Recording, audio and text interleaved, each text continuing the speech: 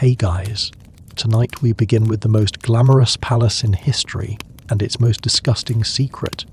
For centuries, Versailles have had no toilets, and the reality of how thousands of nobles handled their bodily needs was far more shocking than you could imagine. So before you get comfortable, take a moment to like the video and subscribe, but only if you genuinely enjoy what I do here.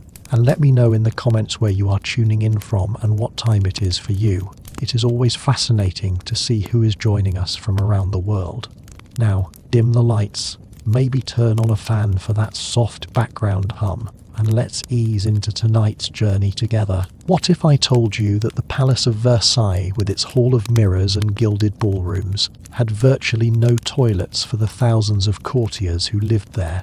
What if you discovered that elegant nobles in silk gowns and embroidered coats routinely relieved themselves in palace corridors, behind curtains, in stairwells, and even in the gardens? What if you learned that the palace smell was so overpowering that perfume became an absolute necessity, not for beauty, but for basic survival, that visitors gagged when entering certain areas, that diseases spread through the palace because human waste accumulated in corners and alcoves with no proper sanitation? Tonight, you are going to discover the hidden nightmare behind the glamorous facade of Versailles. You are going to learn why the most magnificent palace in Europe reeked of urine and feces, how courtiers managed intimate bodily functions while wearing elaborate clothing that took hours to put on and remove, what it was really like to attend a royal ball, knowing there was nowhere to properly relieve yourself. You are going to meet real people who lived through the daily humiliation and discomfort of having biological needs in a palace,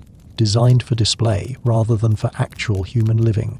And you are going to understand how this sanitation crisis affected health, social dynamics, and the very fabric of court life at Versailles. According to research by Professor William Ritchie Newton from the Centre de Recherche du Taux de Versailles, whose work examines daily life at the palace, Versailles was designed as a monument to royal glory and power, not as a practical residence for the thousands of people who would eventually live there. The palace had perhaps 300 rooms designated as private apartments, but it regularly housed anywhere from 3,000 to 10,000 people, depending on whether the court was in residence and what events were happening.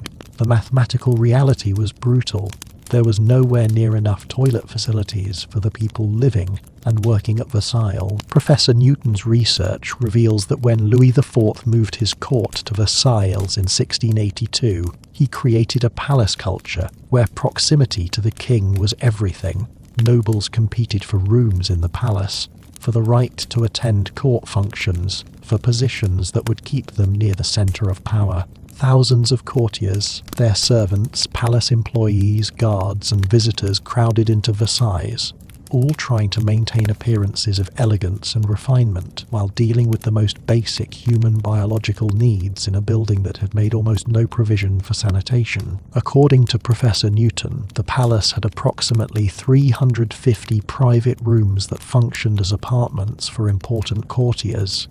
But even these privileged spaces rarely had built-in toilet facilities. A fortunate courtier might have a close stool, essentially a chair with a chamber pot underneath, in their rooms, which servants would empty. But the thousands of other people at Versailles, lesser nobles, servants, guards, visitors, had no private toilet access at all. They had to find somewhere in the vast palace to relieve themselves, and the places they chose created conditions that were unsanitary, smelly, and increasingly disgusting as the day progressed. Professor Newton's research provides specific numbers that reveal the scale of the crisis. On a typical day when court was in full session, approximately 5,000 people might be in the palace.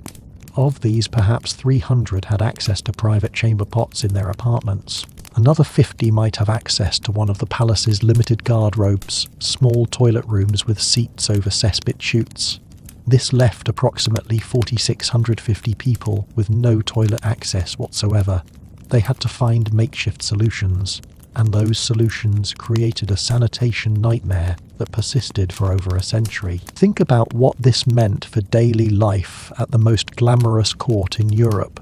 You are dressed in elaborate clothing, multiple layers of undergarments, a gown that took your servants half an hour to lace up properly, a wig that is pinned into place, jewellery, makeup that can't be disturbed. You've been at court for hours, attending audiences and receptions, maintaining perfect posture and a pleasant expression, and you need to urinate. There is no nearby toilet. There is no discreet place to go. You are wearing clothing that you literally cannot remove by yourself. What do? Let me tell you about the physical realities of court clothing and why it made the toilet situation even worse than it might have been. According to research by Professor Aileen Ribeiro from the Courtauld Institute of Art, whose work examines historical fashion, court dress at Versailles was designed for visual impact and status display, not for practical comfort or ease of movement. Women wore elaborate gowns with tight bodices, multiple petticoats, panniers that extended the hips, and skirts that could be several feet in circumference. Men wore tight breeches, long coats with intricate embroidery, waistcoats, wigs, and accessories. Getting fully dressed could take an hour or more with servants' help. Professor Ribeiro's research reveals that women's court gowns were particularly challenging for managing bodily functions. The understructures of court dress, the stays that compressed the torso, the panniers that held skirts out at the sides, the multiple layers of petticoats created barriers that made it extremely difficult to relieve yourself even when you did find a place to go. You couldn't just lift your skirts quickly. You had to navigate through layers of fabric while maintaining your balance and trying not to soil expensive clothing. According to Professor Ribeiro, the stays that women wore could be so restrictive that they actually affected bladder control. The constant pressure on the abdomen and lower torso meant that when you felt the need to urinate, you often had very little time before the urge became desperate. The stays compressed your internal organs, reducing bladder capacity and making the physical sensation of needing to urinate more urgent and uncomfortable. This meant that women at Versailles often faced emergencies, rather than simply feeling a need to find a restroom at their convenience. Professor Ribeiro's research reveals specific details about the construction of court gowns that made toilet activities nearly impossible. A formal court gown for a woman might include a chemise undergarment, stockings tied with garters, separate drawers, or no underwear at all, stays laced up the back, a petticoat, a hoop or pannier structure, additional decorative petticoats, and finally the outer gown, which itself might consist of a separate bodice and skirt that were pinned or sewn together. The process of removing enough of these layers to relieve yourself took considerable time and almost always required help. According to Professor Ribeiro, removing court clothing completely was essentially impossible without servants' help, because gowns laced up the back in ways you couldn't reach yourself. This meant that if you needed to relieve yourself, you had two choices: find servants to help you undress partially and then redress, which was time-consuming and meant admitting to servants what you needed to do, or find a way to manage without completely undressing, which meant lifting and maneuvering through layers of fabric while trying to accomplish an intimate bodily function. Professor Ribeiro's research documents specific incidents where women's clothing created toilet emergencies. During the winter of 1697, a court lady named Madame de Maintenon, Louis XIV's second wife, reportedly experienced a situation where she desperately needed to urinate during a long court ceremony, but couldn't leave without insulting the king. She stood for 3 hours in increasing discomfort, and afterwards wrote to a friend that the physical pain was excruciating.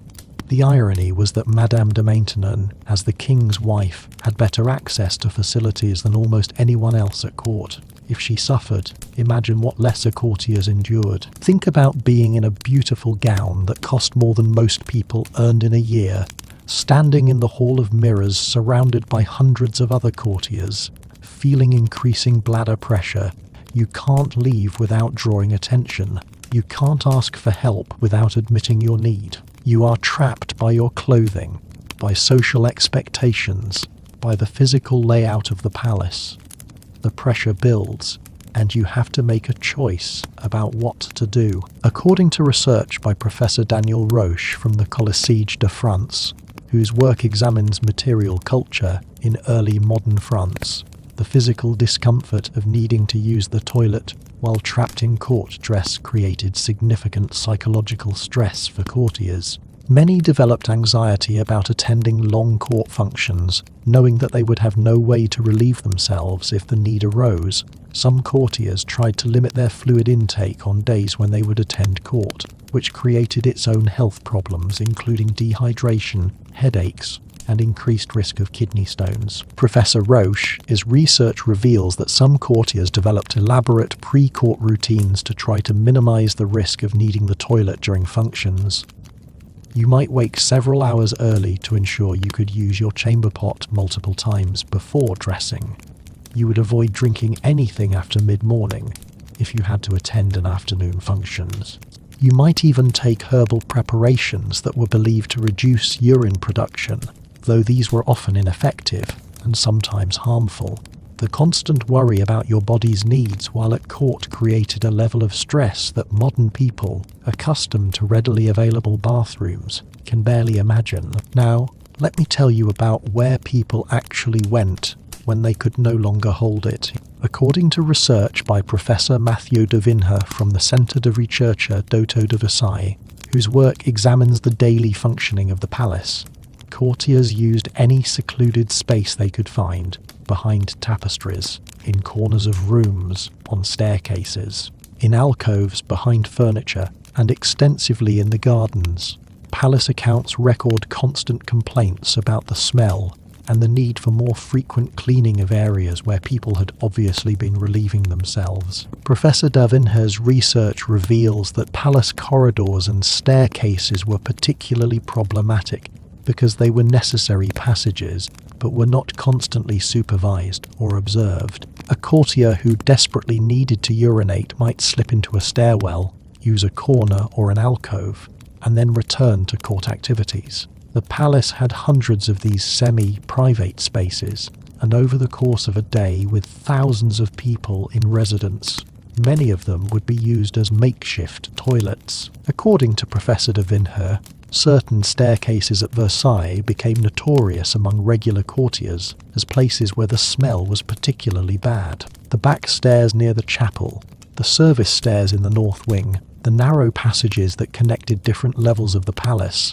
these areas saw heavy use as makeshift toilets because they were less visible than main corridors, but were still accessible from court areas. Cleaning staff would wash these stairs multiple times per Dalton Y, but the stone absorbed urine over time, creating permanent discoloration and persistent odours. Professor de Vinher's research documents specific locations that were known problems. The staircase connecting the state apartments to the ground floor had to be cleaned so frequently that palace accounts from 1689 record the purchase of special cleaning solutions and perfumed waters specifically for that staircase. The Escalier des Ambassadeurs, the grand staircase, where foreign dignitaries entered the palace, required constant attention because despite being a showcase space, courtiers waiting for audiences would use corners and alcoves as toilets. The contrast between the staircase's magnificent decoration and its terrible smell reportedly shocked foreign visitors. According to Professor de Vinher, the gardens at Versailles became open-air toilets on a massive scale. The elaborate gardens with their hedges, grottos and wooded areas provided cover for courtiers who needed privacy. After court events, visitors to the gardens would find evidence of this extensive use everywhere. Garden workers complained constantly about having to clean up human waste from the ornamental plantings and pathways. The smell in certain garden areas on warm days was reportedly overwhelming. Professor de Vinher's research reveals specific garden areas that were particularly problematic. The groves and bosquets, intimate garden rooms, formed by tall hedges, became notorious toilet areas. The Bosquet de l'Encelade, with its dramatic fountain and surrounding hedges, was known as a place where courtiers would slip away during garden parties to relieve themselves behind the greenery. The colonnade, a circular garden feature with marble columns, had corners and alcoves that courtiers used constantly. Garden staff complained that they spent more time cleaning human waste than tending plants. According to Professor de Vinher, the gardens were especially problematic during summer when court moved outdoors for festivals and entertainments.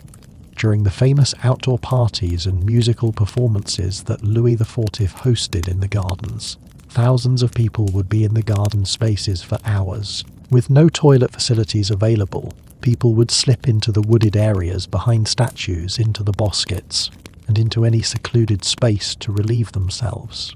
After a major garden party, the smell in certain areas would be unbearable for days. Professor de Vinher's research documents a particularly vivid account from 1674, when Louis XIV hosted a massive garden festival called Les Plaisirs de l'Île Enchantée, the pleasures of the enchanted island. The festival lasted several days and attracted thousands of courtiers and visitors.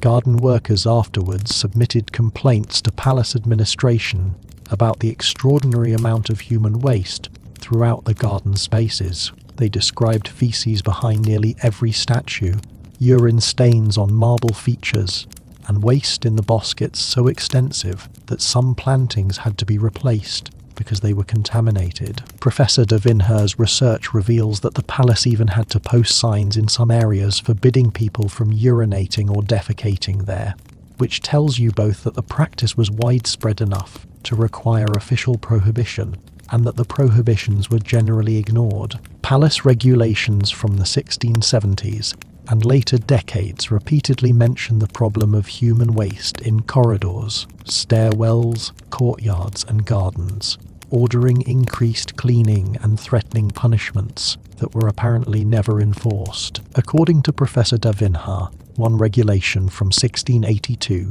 specifically threatened to fine anyone caught committing nuisances in palace corridors or on stairways. The fine was set at 6 livres, approximately 2 days' wages for a skilled worker, but palace accounts show no record of anyone ever being fined under this regulation. The prohibition existed on paper but was never enforced, perhaps because enforcing it would have required acknowledging just how widespread the problem was, and because there was no practical alternative to offer people who desperately needed to relieve themselves. Think about the accumulation of this problem. It is not just one person occasionally using a corner as a toilet. It is thousands of people every day, for decades, using whatever spaces they can find because the palace provides no adequate alternative. The waste accumulates, soaks into wood and stone, creates persistent smells that no amount of cleaning can completely eliminate. The palace that is designed to be the most beautiful in the world becomes saturated with human waste. Let me tell you about the specific techniques that courtiers developed for managing their needs while wearing elaborate clothing, according to research by Professor Caroline Weber from Barnard College, whose work examines life at Versailles. Courtiers, particularly women, developed methods for urinating while standing up or with minimal disturbance to their clothing. Women would position themselves over grates in floors or would spread their skirts over a discrete spot and manage to urinate through their many layers of petticoats. Professor Weber's research reveals that women's undergarments at the time were designed as separate legs rather than as a single garment covering both legs, which actually made it somewhat easier to urinate without completely undressing. The open crotch of period underwear meant that women could theoretically urinate while standing or squatting with minimal adjustment to their clothing layers. But this still required finding a place to do it, maintaining balance while wearing restrictive clothing and high heels, and avoiding soiling the expensive fabrics of their gowns. According to Professor Weber, some women became remarkably skilled at urinating while standing with their skirts arranged around them in a way that provided cover but allowed them to manage the act. This required practice and physical strength to maintain balance while wearing restrictive stays and managing heavy skirts. Some women could accomplish this so discreetly that even people standing nearby might not realize what was happening. This skill became an unofficial survival tool for women who regularly attended court. Professor Webber's research documents the story of the Duchess of Burgundy, who was known at court for her remarkable ability to manage her toilet needs without ever leaving functions or drawing attention to herself. According to contemporary accounts, the Duchess mastered the technique of urinating while standing with her elaborate court gown arranged around her. She would position herself near a window or in a corner where floor drainage existed, spread her skirts, and relieve herself without anyone nearby noticing. Other court ladies reportedly asked her for advice on how to manage this technique. According to Professor Webber, men had somewhat easier time physically because breeches had front openings, and men's clothing was less voluminous than women's court dress. But men still faced the challenge of managing this intimate function while maintaining dignity and without drawing attention. Men would step behind furniture, use corners of rooms, or slip outside into courtyards or gardens. The act itself was easier, but the social awkwardness and the hygiene problems were the same. Professor Webber's research reveals that men developed their own strategies for managing toilet needs at court. Some men would carry small bottles concealed in their coat pockets, which they could use discreetly if they found a private corner. Others mastered the ability to urinate into bottles or containers while standing in stairwells or behind curtains without being noticed. These makeshift solutions were undignified, but necessary given the palace's lack of facility. According to Professor Webber, the Marquis de Dangeau, a prominent courtier who kept detailed diaries of court life, wrote candidly about the toilet situation in letters to friends. He described the constant anxiety of attending long court functions while needing to urinate, the relief of finding a discreet corner or stairwell where he could go, and his frustration that the magnificent palace provided no proper facilities. His letters reveal that even high-ranking male nobles found the situation humiliating and uncomfortable. Professor Webber's research reveals that some courtiers carried or used portable solutions, small chamber pots called birdless, named after a famous preacher whose long sermons supposedly created the need for them, were designed to be slipped under women's skirts while they sat or stood, allowing them to urinate discreetly during long church services or court functions. These were typically oblong in shape to fit between layers of petticoats and could supposedly be used without anyone nearby noticing. According to Professor Webber, Bordelaus were made of porcelain, metal, or sometimes even silver for wealthy courtiers. A woman would carry her Bordelou concealed in the folds of her gown, or would have a servant keep it ready nearby. When the need arose, she would find a relatively private spot, perhaps behind a large piece of furniture or in an alcove, arrange her skirts around herself, position the Bordelou, and use it. Afterwards, she would hand it to a servant to empty and clean, or if no servant was immediately available, she might conceal it in her clothing until she could dispose of the contents. Professor Webber's research documents specific examples of elaborate bordelus that survive in museum collections. The Metropolitan Museum of Art in New York has a silver bordelou from the late 17th century that belonged to a French noblewoman. It is engraved with the owner's initials and decorated with ornate patterns. The fact that such a utilitarian object would be made from precious metal and decorated speaks to how essential these items were at Versailles. Women invested in expensive bordelus because they were necessary tools for surviving court life. Think about the indignity of this system. You are a noble at the most refined court in Europe, and you are carrying a personal chamber pot to social functions, or you are learning techniques for urinating while standing up in formal dress, or you are scanning rooms for corners that might provide 30 seconds of cover while you desperately try to relieve yourself without anyone noticing. The gap between the palace's glittering image and the physical reality of daily life there was enormous. Now, let me tell you about the smell and how people tried to cope with it. According to research by Professor Holly Dugan from George Washington University, whose work examined scent and sensory history. The smell at Versailles was legendary even in its own time. Visitors to the palace commented on the overwhelming odour of urine, feces, and the perfumes used to try to cover these smells. The combination of human waste and heavy perfumes created a distinctive palace smell that people found nauseating. Professor Dugan's research reveals that perfume at Versailles wasn't primarily about smelling pleasant. It was about survival and about masking the smell of bodily functions and unwashed bodies. Court members doused themselves in heavy scents, used perfumed waters and powders, wore scented gloves and carried pomanders. The perfumes of the period were much stronger and heavier than modern perfumes, designed to overpower other smells rather than to be subtle. According to Professor Dugan, the perfume industry in France grew substantially during the reign of Louis XIV, partly because of the sanitation problems at Versailles.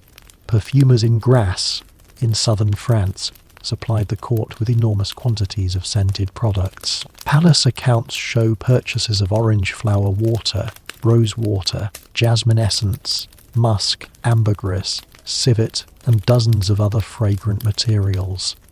Courtiers would use these perfumes on their bodies, their clothing, their wigs, their gloves, and even their handkerchiefs. Professor Dugan's research reveals specific details about perfume use. At Versailles, a courtier might apply perfumed powder to their wig each morning, spray perfumed water on their clothing, wear gloves that had been soaked in scented oils, and carry a pomander, a small perforated ball filled with aromatic substances, to hold near their face when smells became overwhelming. Some courtiers wore multiple layers of perfume, applying different scents to different parts of their body and clothing. The amount of perfume that people used at Versailles would be considered excessive, even by the standards of the heavily scented 18th century. According to Professor Dugan, Louis XIV himself was known for his love of perfumes, but his motivation was partly practical. The king had his own close stool and private facilities, but he still had to move through palace spaces that smelled terrible. He would wear strong perfumes and would have servants' perfume rooms before he entered them. His apartments were regularly fumigated with burning aromatics to try to mask the underlying smell of the palace. Even the king, with all his resources and power, couldn't escape the sanitation crisis that his palace design had created. Professor Dugan's research documents specific perfume preferences at court. Orange flower water was considered especially effective at masking unpleasant smells, so it was in constant demand. Musk and ambergris, both animal-derived perfumes with very strong, lasting scents, were popular because they could overpower other odours. Civet, another animal-derived perfume with a musky, fecal undertone when concentrated but pleasant when diluted, was paradoxically used to mask the smell of feces in the palace. The irony of using a substance that itself smelled fecal to cover up human waste was apparently lost on the perfumers of the time. According to Professor Dugan, specific areas of the palace became known for their terrible smells. Certain staircases, some corridors, particular areas of the gardens. Regular palace inhabitants knew which areas to avoid if possible because the smell would be especially bad there. Cleaning staff fought a losing battle against the accumulation of waste in these areas because the fundamental problem, to many people, and not enough toilet facilities, never got solved. Professor Dugan's research reveals that the smell varied by season and time of day. In summer, heat would intensify the odours of decomposing waste. On warm days, the palace could be nearly unbearable, with the smell of urine and feces competing with heavy perfumes to create a nauseating atmosphere. In winter, the cold suppressed smells somewhat, but closed windows meant that odours accumulated inside. Early morning might smell relatively better after overnight cleaning, but by evening, after a full day of court activities, the smell in heavily trafficked areas would be terrible. According to Professor Dugan, palace accounts from 1693 record the purchase of perfumed candles that were burned throughout public spaces to try to improve the smell. These candles were infused with aromatic resins, spices, and perfume oils. During major court events, dozens of these candles would be lit to combat the smell. But the effect was temporary, and some visitors reported that the combination of smoke, perfume, and underlying waste smell actually made the air quality worse rather than better. Professor Dugan's research reveals that the smell affected palace life in practical ways. Courtiers would feel nauseated during long court functions. Visitors sometimes got sick. The smell was worse in warm weather when heat intensified the odours of decomposing waste. Windows had to be kept open even in winter to try to air out the smell, which made the palace cold and drafty, but was considered necessary for breathability. According to Professor Dugan, foreign diplomats frequently mentioned the smell at Versailles in their reports home. A Venetian ambassador in 1688 wrote that the palace was magnificent to look at but offensive to all the senses save sight. An English diplomat in 1698 reported that he found the smell at Versailles so unbearable that he developed headaches and nausea whenever he had to attend court functions. These diplomatic accounts reveal that the smell problem at Versailles was well known throughout Europe and affected France's international reputation. Think about living in this environment every day. You wake up in rooms that smell of waste from the corridor outside. You walk through palace halls trying not to breathe too deeply. You attend functions in the Hall of Mirrors where thousands of people wearing heavy perfumes are gathered in a space where you can still smell urine underneath the fragrance. You are trying to maintain elegant conversation and refined manners while fighting nausea from the smell.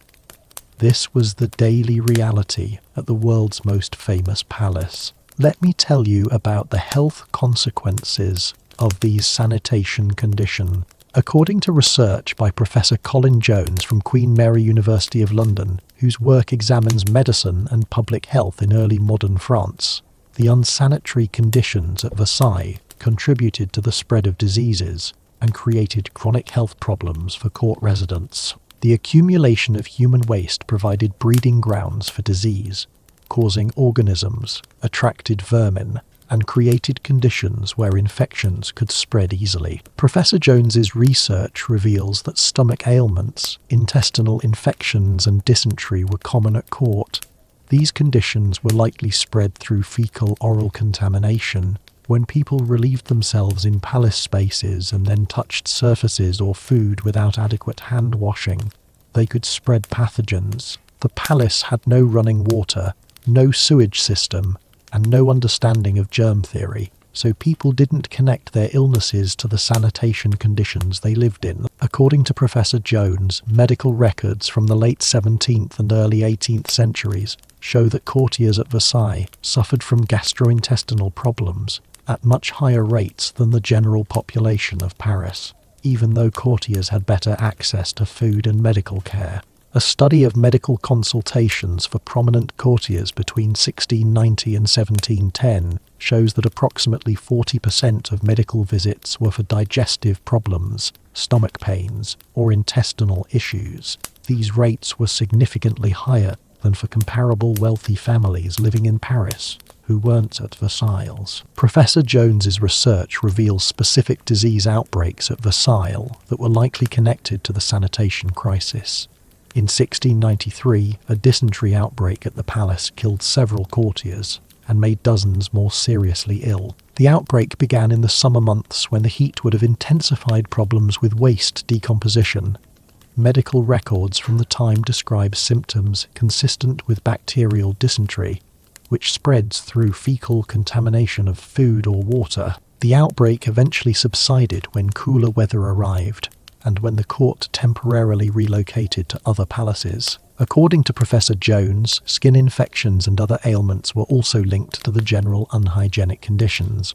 People rarely bathed fully, perhaps a few times a year at most. They wore the same clothing repeatedly without washing it thoroughly. They lived in spaces contaminated with waste. They used perfumes and powders to cover smells and give the appearance of cleanliness without actual hygiene. All of this created conditions where infections could thrive. Professor Jones's research documents specific cases of courtiers who developed chronic health problems that were likely related to the palace's sanitation. The Marquise de Montespan, one of Louis XIV's famous mistresses, suffered from recurrent skin infections and complained in letters about rashes and irritations that wouldn't heal. Given that she lived in palace apartments that were subject to the same sanitation problems as the rest of Versailles, and given the lack of proper hygiene facilities, her chronic skin problems were probably exacerbated, if not caused by the unsanitary environment. According to Professor Jones, respiratory problems were also common at Versailles, likely because of poor air quality. The combination of waste odours, heavy perfumes, candle and fireplace smoke, and inadequate ventilation created air quality problems that affected people's lungs. Medical records from the period mention chronic coughs, difficulty breathing, and lung inflammation among courtiers. While some of these cases were probably tuberculosis or other specific respiratory diseases, the general air quality at the palace likely worsened outcomes and made recovery more difficult. Professor Jones's research reveals that the palace also had problems with vermin attracted by the waste. Rats, mice, and insects thrived in the unsanitary conditions. Palace accounts record payments for rat catchers and pest control efforts. Courtiers in their elegant apartments dealt with rodents and bugs which could spread additional diseases. The contrast between the palace's gorgeous appearance and its vermin-infested reality was stark. According to Professor Jones, palace records from 1701 show payments to a rat catcher named Jacques Duchamp, who was employed full-time at Versailles. His job was to trap and kill rats throughout the palace. He submitted regular reports on how many rats he caught. His records show an average of 50 to 70 rats per week caught throughout the palace's public and private spaces. These numbers suggest a substantial rat population thriving on the waste and food scraps throughout the building. Professor Jones's research documents that insects were also a major problem, particularly in summer. Flies breeding in human waste throughout the palace would then enter living spaces and food preparation areas, spreading pathogens. Courtiers complained about flies in their apartments and during meals. Some courtiers began using decorative fans not just for cooling but specifically to keep flies away from their faces while eating. The elegant fans you see in portraits from Versailles had this very practical, unglamorous purpose. Think about the constant low-level illnesses, the stomach problems, the skin conditions, the infections that people lived with because of the sanitation crisis. You are a noble at court, supposedly living the most privileged life possible, and you are chronically sick from living in what was essentially an open sewer disguised as a palace. The beautiful surroundings couldn't compensate for the health impacts of the unsanitary condition. Now let me tell you about specific incidents and stories that reveal just how bad the situation was. According to research by Professor Tony Sporforth from Newcastle University, whose work examines court culture and royal palaces, historical accounts contain numerous references to the toilet problem at Versailles, often in contexts that show how normalized this grotesque situation had become. Professor Sporforth's research reveals the famous story of the Duchess of Orleans, Elizabeth Charlotte of the Palatinate, who wrote letters describing court life that were remarkably frank about the sanitation problems. She wrote about courtiers relieving themselves in palace corridors during court events, about finding human waste on staircases, about the overwhelming smell that perfumes couldn't mask. Her letters provide direct testimony from someone who lived through these conditions about how disgusting and uncomfortable they were. According to Professor Sporforth, the Duchess of Orleans wrote in a letter from 1694, "The palace is beautiful, but so ill-kept that one is disgusted. Behind doors and in corridors one sees masses of ordure. People relieve themselves there daily, and it is impossible to leave one's apartments without seeing somebody squatting." This vivid description from someone who lived at the palace confirms that the sanitation problem was both severe and visible to anyone who moved through palace spaces. Professor Sporforth's research reveals another letter from the Duchess in which she complained specifically about the smell in the Chapel Royal during services. She wrote that the smell of urine was so strong that she had difficulty concentrating on prayers, and that other ladies at court would hold perfumed handkerchiefs to their faces during services. The fact that even the chapel, the palace's most sacred space, suffered from sanitation problems shows how pervasive and intractable the situation was. According to Professor Sporforth, another famous account describes how during a particularly crowded court event, courtiers used the galleries and corridors so extensively as toilets that the smell became unbearable, even by Versailles standards. The event had to be ended early because too many people were feeling sick from the combination of crowds, heat, and the overwhelming smell of waste that had accumulated during the function. Professor Sporforth's research documents this incident in detail. In July 1688, Louis IV hosted a grand ball in the Hall of Mirrors to celebrate a military victory. Approximately 3,000 courtiers attended, crowding into the hall and adjacent galleries. The event began at 8 in the evening and was planned to last until dawn, but as the night progressed and the space became hotter from body heat and candles, the smell became overwhelming. Courtiers had been using nearby corridors and alcoves as toilets throughout the evening, and the accumulating waste combined with heat and perfume created air quality so bad that several people fainted. By 2 in the morning, the king ordered the ball ended early, an almost unprecedented decision that showed just how intolerable the conditions had become. According to Professor Sporforth, diplomatic accounts from foreign visitors provide particularly vivid descriptions of the sanitation problems. In 1699, an Italian diplomat named Giovanni Grimani visited Versailles and wrote a detailed report back to Venice. He described the palace as magnificent in appearance, but barbarous in its arrangements for basic needs. He noted with shock that nobles relieved themselves in stairwells and behind tapestries with no shame, as if this were normal practice. His report expressed particular disgust that women as well as men engaged in these practices openly. Professor Sporforth's research reveals that a Spanish ambassador in 1702 wrote that the smell at Versailles was worse than anything he had encountered in Spanish palaces, which were themselves not known for good sanitation. He reported that Spanish courtiers who accompanied him to France complained about the smell and asked to be allowed to stay in Paris rather than travelling to Versailles. His letters suggest that the sanitation problem at Versailles had damaged France's diplomatic image and made foreign representatives reluctant to spend time at the French court. According to Professor Sporforth, even visitors from other French cities found Versailles notably bad. The Duc de Saint-Simon, who kept detailed memoirs of court life, wrote about a provincial nobleman who visited Versailles for the first time in 1695. The visitor was initially awed by the palace's beauty, but within hours was shocked by the sanitation conditions. Saint-Simon wrote that the nobleman asked if there had been some special problem that day, and was even more shocked to learn that what he was experiencing was normal daily conditions at Versailles. Think about how normalized this became for the people living there. What started as shocking and disgusting became just the way things were. You learn to avoid certain areas, to not look too closely at corners and alcoves, to breathe shallowly when the smell was bad.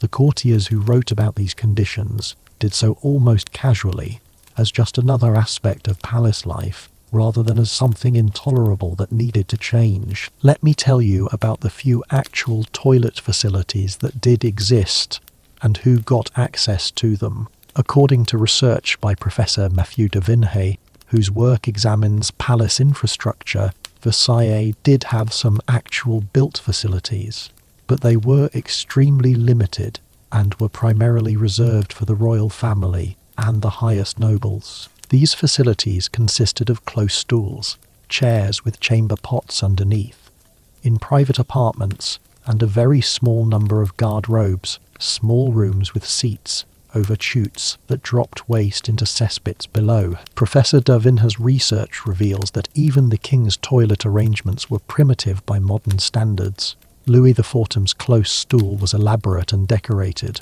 and there were formal etiquette rules about who could be present when he used it. But functionally it was still just a chamber pot that servants had to empty. The king's waste ended up in the same cesspits as everyone else's, and the difference was primarily about privacy and dignity, rather than about actual sanitation technology. According to Professor de Vinhay, the king's close stool called chaise d'affaires, was an elaborate piece of furniture. It was upholstered in velvet, decorated with gold trim, and designed to look like a regular chair so that the king could maintain dignity while using it. The king would use his chaise d'affaires each morning as part of his lever, the elaborate morning ritual during which selected courtiers were allowed to attend the king as he woke and dressed. The fact that toilet activities were integrated into court ceremony shows how different attitudes toward privacy and bodily functions were in this period. Professor Davinha's research reveals that court etiquette dictated who could be present when the king used his chaise d'affaires. Only the highest-ranking nobles, princes of the blood, and certain favourites could remain in the room. For these select courtiers, being allowed to attend the king during this intimate function was a mark of high status and royal favour. Lesser nobles would be dismissed before the king used his chair, and being excluded was a subtle reminder of one's lower rank in the court hierarchy. According to Professor Davinha, the limited guard robes that existed at Versailles were located in specific areas and were often inconveniently far from where people actually were. Even if you knew where these facilities were, and many visitors wouldn't, getting to them might require leaving a court function, walking through multiple rooms and corridors, and then waiting if they were occupied. For someone wearing elaborate clothing and already feeling urgent need, this wasn't a practical solution. Professor Davinha's research documents the actual number and location of guard robes at Versailles during Louis XIV's reign. In 1700, the palace had approximately 28 guard robes serving a population of several thousand people. Of these, 12 were in the king's apartments and were reserved exclusively for the royal family. 8 were in apartments of senior princes and princesses. The remaining 8 were theoretically accessible to other courtiers, but their locations, scattered throughout the enormous palace, made them impractical for most people to reach in time when need arose. According to Professor Davinha, the guard robes themselves were small rooms, typically about 5 feet square, containing a wooden seat with a hole that opened onto a shaft, descending to cesspits in the palace foundations. The rooms had no ventilation beyond a small window, so the smell inside them was often terrible. Using a guard robe meant sitting in a small, hot, malodorous space that might have been used by many others that day. Some courtiers found the guard robes so unpleasant that they preferred to take their chances finding a corner or alcove instead. Professor Davinha's research reveals that the cesspits beneath the palace created their own set of problems. These were essentially large underground chambers where waste from the guard robes would accumulate. The pits had to be emptied regularly by workers called vidangers, who would remove the contents at night and haul them away in carts. Palace accounts show regular payments to vidangers, but the capacity of the cesspits was never adequate for the number of people using them. The pits would overflow, creating seepage that contaminated the palace foundations and contributed to the pervasive smell. According to Professor Davinha, a particularly severe cesspit overflow occurred in 1705. Heavy rains caused the cesspits beneath the north wing to overflow, sending sewage seeping up through floor cracks into ground floor apartments. Courtiers living in those apartments had to be temporarily relocated while workers tried to clean up the contamination. The incident was hushed up to avoid embarrassing the king, but letters from courtiers described the disgusting conditions and the weeks of terrible smell that resulted. Professor Davinha's research reveals that servants faced even worse conditions than nobles because they had no private spaces at all and were expected to maintain service throughout the day without breaks that would let them find a place to relieve themselves. Servants would use any corner or alcove they could find, contributing to the general sanitation problem. The palace's sanitation crisis affected everyone from the king to the lowest servants. Think about the hierarchy even in this most basic human need. The king had private facilities and servants to manage them. High nobles might have chamber pots in their apartments. Lesser nobles had to find corners and alcoves. Servants had even fewer options, and visitors and temporary staff had basically nothing. Even in managing bodily waste, the rigid social structure of Versailles asserted itself. Now let me tell you about the cleaning efforts and why they were constantly overwhelmed. According to research by Professor Philip Mansell from Oxford University, whose work examines royal courts across Europe, Versailles employed hundreds of cleaning staff who fought a constant and losing battle against the sanitation problems. Palace accounts record regular payments for cleaners, for supplies to wash floors and walls, for perfumes and aromatics to combat smells. Professor Mansell's research reveals that cleaning staff had to deal with human waste deposited throughout the palace. They would wash and scrub floors, stairs and walls, trying to remove the evidence and the smell of people's toilet activities. But as soon as they finished cleaning an area, people would start using it again, and the cycle would repeat. The fundamental problem wasn't insufficient cleaning, but insufficient facilities, and no amount of cleaning could solve that. According to Professor Mansell, palace accounts from 1695 show that Versailles employed approximately 350 full-time cleaning staff plus additional temporary workers hired for special events. These workers cleaned the palace continuously, sweeping, scrubbing, washing, and perfuming spaces in a never-ending effort to maintain some level of cleanliness. Despite this substantial cleaning force, they couldn't keep up with the sanitation problems created by thousands of people with nowhere proper to go. Professor Mansell's research reveals specific details about cleaning methods and challenges. Cleaners would use water mixed with vinegar or lye to scrub floors and walls where waste had been deposited.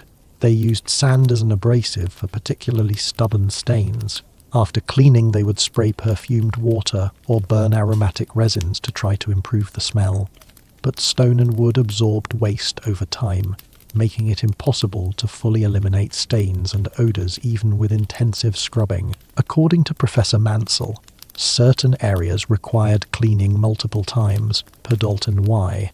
The main staircases would be washed every morning before court activities began, and often again in the afternoon and evening. Corridors near courtrooms received similar attention. Garden paths had to be cleared of waste daily, sometimes multiple times daily during special events. The sheer labour involved in this constant cleaning represented a massive ongoing expense for palace operations. Professor Mansell's research documents worker complaints about the impossible nature of their task. A petition from cleaning workers in 1699 asked for increased wages, arguing that the work was particularly disgusting and unpleasant, and that they deserved extra compensation. The petition described having to clean human waste from carpets, tapestries, furniture, and walls, not just from floors. Palace administration granted a small wage increase, but the fundamental problem of inadequate facilities continued. According to Professor Mansell, the palace underwent periods of more intensive cleaning, particularly when the king was going to be in specific areas or when important events were planned. Staff would do extra cleaning, would use more perfumes and aromatics, would try to make particular spaces presentable.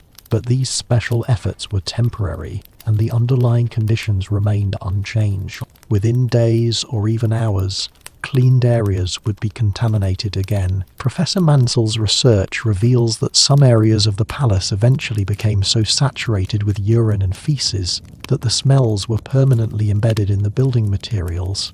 Stone, wood, and fabrics absorbed the waste over years and decades, creating persistent odours that even modern restoration efforts have had to address. The palace still has areas where historical contamination affects conservation work today. According to Professor Mansell, modern restoration teams at Versailles have encountered evidence of the sanitation problems when working on historic areas of the palace. In the 1980s, workers restoring one of the grand staircases discovered that stone steps were deeply stained and that the stains couldn't be fully removed without replacing the stone. Chemical analysis revealed high concentrations of uric acid and other waste products that had soaked into the porous stone over centuries. The decision was made to preserve the steps as they were, since replacing them would destroy original historic fabric. But the discoloration remains visible. Think about being a cleaner at Versailles, spending your days trying to remove human waste from palace corridors and gardens. knowing that your work would never truly be finished because the problem would start again immediately. Think about the futility of trying to maintain cleanliness in a system that was fundamentally designed wrong for the number of people living there. Let me tell you about how women managed menstruation in these conditions. According to research by Professor Sarah Redd from Loughborough University, whose work examines historical menstruation practices, managing monthly periods at Versailles presented additional challenges beyond the regular difficulties of dealing with bodily functions in inadequate facilities. Professor Reed's research reveals that women in the 17th and 18th centuries used cloth rags as menstrual pads, which they would pin to undergarments and wash and reuse. At Versailles, women wearing elaborate court dress had to manage this system while dealing with the same lack of privacy and facilities that made all toilet activities difficult. Changing or adjusting menstrual cloths required accessing your undergarments through multiple layers of clothing, ideally in private but often in less than private circumstances. According to Professor Reed, women also had to dispose of or clean their menstrual cloths without access to private bathrooms with running water. Women would give cloths to personal servants to wash, or would have to find ways to clean them themselves in wash basins in their rooms. The lack of privacy and adequate facilities made managing menstruation even more challenging than it normally was in this period. Professor Reed's research reveals specific details about menstrual management at Versailles. Women would typically use several layers of cloth rags, folded and pinned to create absorbency. These had to be changed every few hours during heavy flow days. At court, where you might be attending functions that lasted many hours, you had to either excuse yourself to change your cloths, which meant admitting why you were leaving, or endure discomfort and risk leakage onto expensive clothing. According to Professor Reed, some women at Versailles developed strategies for managing menstruation during court functions. You might arrange your menstrual cloths in a way that would last longer without changing. You might take herbal preparations believed to lighten menstrual flow, though these were often ineffective. You might simply accept that you would be uncomfortable and anxious throughout the day, constantly worried about leaking and staining your gown. Professor Reed's research documents the story of a court lady named Madame de Sivinde, who wrote letters describing the anxiety of managing menstruation at court. In a letter from 1689, she described attending a long court ceremony while menstruating and being terrified that she would stain her gown. She couldn't leave the ceremony without drawing attention and offending the king, so she stood for hours in increasing discomfort and anxiety. When the ceremony finally ended, she rushed to her apartments and discovered that she had indeed begun to stain her chemise, though fortunately the stain hadn't reached her outer gown. Her letter conveys the psychological stress of managing such intimate concerns while trapped by court etiquette. According to Professor Reed, women tried to avoid court obligations during heavy menstrual flow if possible, because managing menstruation while wearing restrictive court dress and having no private facilities was extremely difficult. But women couldn't always avoid attendance, especially if important events were happening or if the king expected their presence. They had to manage as best they could, dealing with both the regular challenges of menstruation and the specific difficulties of the Versailles situation. Professor Reed's research reveals that menstrual management at Versailles created particular challenges for women who had to dance at court balls. Dancing required vigorous movement that might dislodge menstrual cloths or increase flow. Women had to pin their cloths very securely and had to accept that dancing while menstruating was uncomfortable and risky. Some women would decline dance invitations during their periods, but this wasn't always possible if a high-ranking nobleman or the king himself asked you to dance. Refusing could be seen as insulting. Think about being a woman at court, managing your menstrual period while wearing a gown that you literally cannot remove yourself, with no private bathroom, no running water, no convenient facilities. The discomfort and anxiety of trying to manage this intimate bodily function in these conditions added to the general stress and unpleasantness of living at Versailles. Now, let me tell you about how children dealt with these conditions. According to research by Professor Carolyn Hammond from the University of Cambridge, whose work examines childhood in early modern Europe, children at Versailles faced the same sanitation challenges as adults, but with even less ability to manage them. Young children who lived at court with their noble parents had to learn toilet behaviour in an environment that had virtually no facilities or training structure. Professor Hammond's research reveals that very young children would typically be managed by nurses or servants who would take them to private spaces when possible, or would simply let them use chamber pots when needed. But as children grew older, they had to adapt to the same inadequate system that adults used. This meant learning to find discrete spaces, to use palace corners and gardens, to avoid accidents while wearing increasingly elaborate dress as they grew into court society. According to Professor Hammond, records suggest that children had accidents more frequently than adults because they had less physical control and less understanding of how to manage in the difficult conditions. Servants and parents would have to deal with children soiling themselves or their clothing, which added to the general unpleasantness and the cleaning challenges. The palace that was designed to showcase royal magnificence was constantly dealing with children's toilet accidents, along with all the other sanitation problems. Professor Hammond's research documents specific incidents involving royal children. The Duc de Bourgogne, grandson of Louis XIV, reportedly had toilet training difficulties as a young child because the palace provided no consistent place for him to go. His governess wrote in 1685 that the young duke was confused about where he was supposed to relieve himself, as there seemed to be no clear rules. She eventually taught him to use a chamber pot in his apartments, but when he was in other parts of the palace during the day, he would have accidents because he didn't know where he was allowed to go. According to Professor Hammond, children of courtiers who were just beginning toilet training faced particular challenges at Versailles. A young child learning to use the toilet needs consistent access to facilities and clear rules about where to go. But at Versailles there were no facilities and rules were unclear. Adults themselves were using corners and alcoves out of desperation.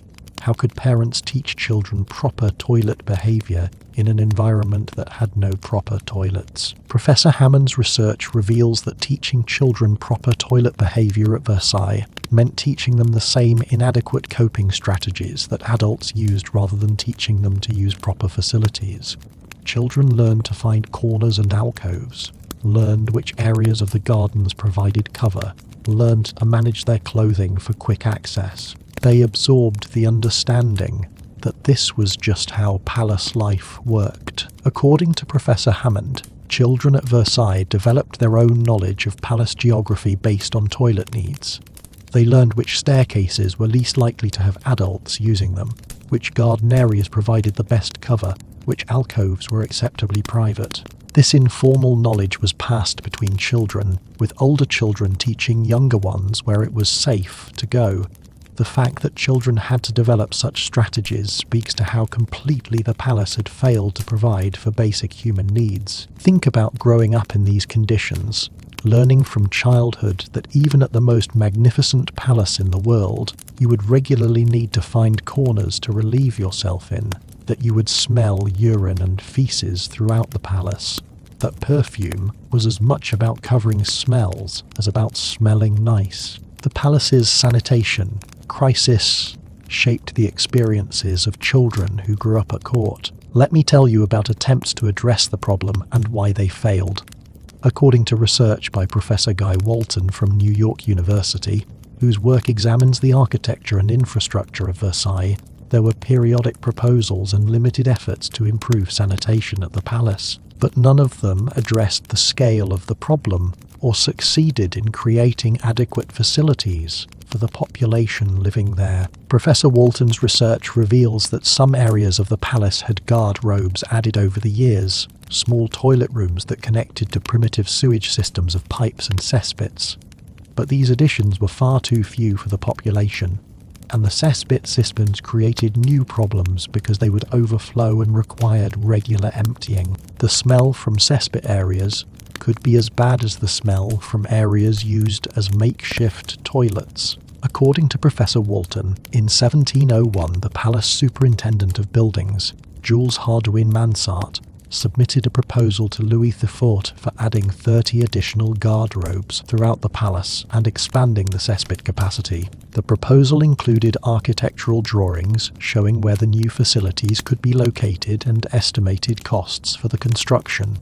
Hardouin Mansart argued that the additions were necessary both for health and for maintaining the palace's reputation, but Louis XIV rejected the proposal, reportedly saying that the expense was too great and that the disruption to court life during construction was unacceptable. Professor Walton's research reveals the specific cost that Hardouin Mansart estimated for his sanitation improvement proposal, approximately 85,000 livres, or roughly the cost of creating one new decorative fountain in the gardens. Louis XIV was willing to spend enormous sums on fountains, statuary, and other decorative elements, but wouldn't authorize much smaller expenditures for basic sanitation. This decision reveals where the king's priorities lay. Appearance and grandeur mattered more than the comfort and health of the people living in his palace. According to Professor Walton, there were proposals for more comprehensive sanitation improvements,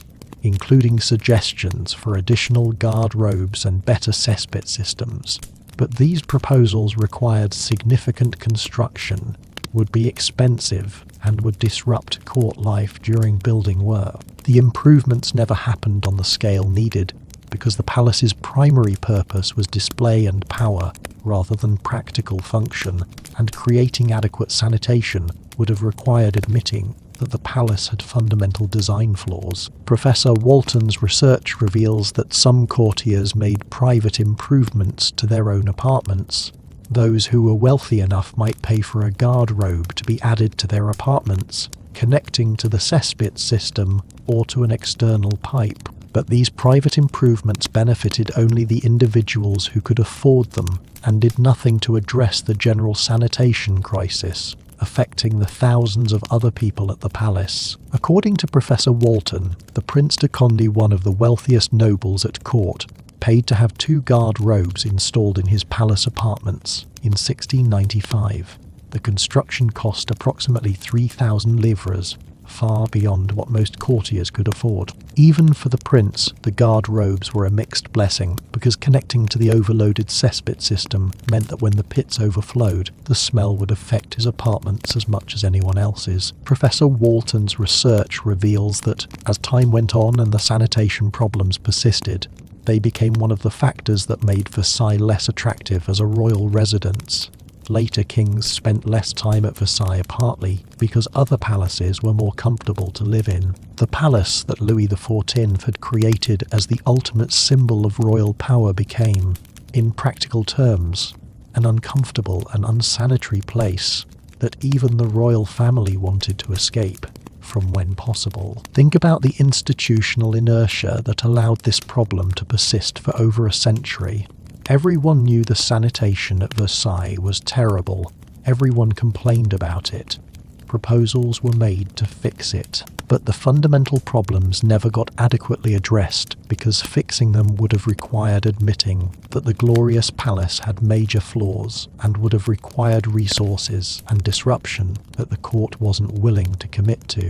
So thousands of people continued to suffer with inadequate sanitation, because addressing it wasn't a priority for the system. Now let me tell you about how the sanitation crisis affected social dynamics at court.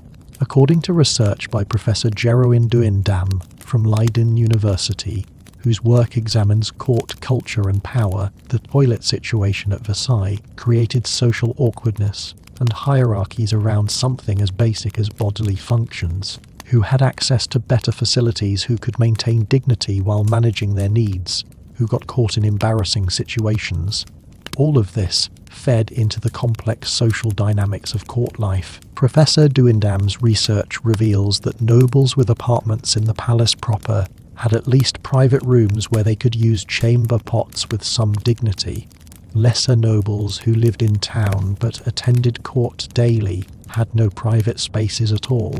and had to find public or semi-public areas to use. This created a hierarchy where something as basic as being able to relieve yourself with privacy became a marker of status and favour. According to Professor Duindam, courtiers would sometimes compete for apartments based not on size or decoration, but on proximity to one of the few guard-robes.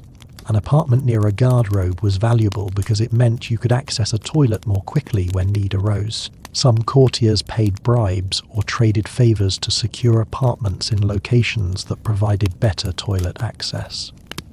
The fact that proximity to a toilet became a status consideration shows how desperate the situation was. Professor Duindam's research reveals that there were doubtless numerous embarrassing incidents where courtiers were caught relieving themselves in makeshift locations, or where accidents happened because someone couldn't find a place quickly enough. These incidents would become gossip fodder and could affect someone's reputation and standing.